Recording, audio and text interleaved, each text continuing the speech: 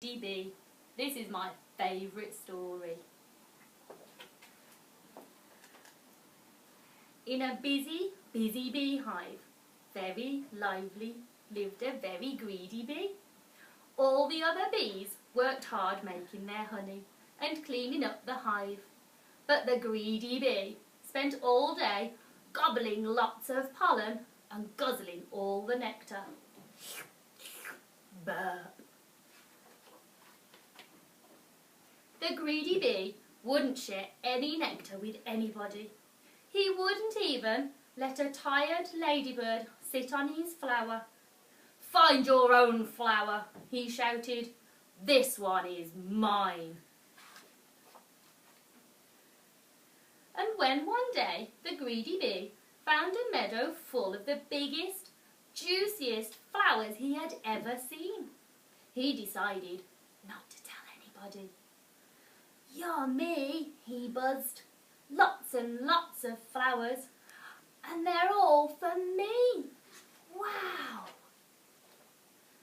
The greedy bee whizzed and bizzed from flower to flower, slurping and burping, and he grew fatter and fatter and fatter and fatter. At last his tummy was so full he had to settle down on a big pink flower in the warm yellow sunshine, and he fell fast asleep.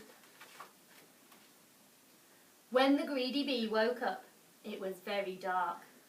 He tried to fly, but his tummy was so stodged and podged that, biff bang thump, he went straight down instead. He landed on the ground below. "I'm scared," cried the greedy bee. "Well, I don't know how to get home." Then he saw two glowing eyes from the long green grass. "Eek!" he cried. "A monster's coming to eat me." But it wasn't a monster. It was two friendly fireflies. Their bottoms were glowing up the dark. "What's wrong?" they asked. "Oh, I'm too full to fly," wailed the greedy bee, "and I can't walk home in the dark." "Follow us," said the fireflies, and they all set off on a long journey home. Through forests of flowers and squelchy mud, over the hills and under the hollows, trudged the greedy bee. He had never walked so far. He was very tired. "Soon be there," called the fireflies kindly, and then they heard a whooshing, watery noise. "I'm almost home," cried the greedy bee excitedly. "Look, it's the stream." And it was, but his hive was on the other side. "Oh dear," cried the greedy bee, flopping down in a flump on the floor. "How will I ever get across?" he sniffed sadly. "We'll help you," said the tiny ant with a very big leaf.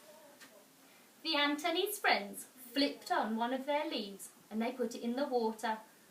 "Jump in," they cried. Then, helped by the fireflies, the greedy bee and the ants made their way home, splishing and splashing onto the other side of the stream.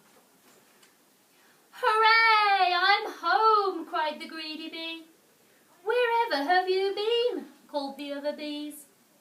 "I overslurped," said the greedy bee. "I would never have got home if my new friends hadn't been so kind. So now I'm going to share my best honey with all of them. Would you like some too?" "Great," said the other bees. "Let's have a party." Everyone tucked into their midnight feast of yummy, runny honey. All except for one very sleepy, very happy, but not so greedy bee. Thank you for listening.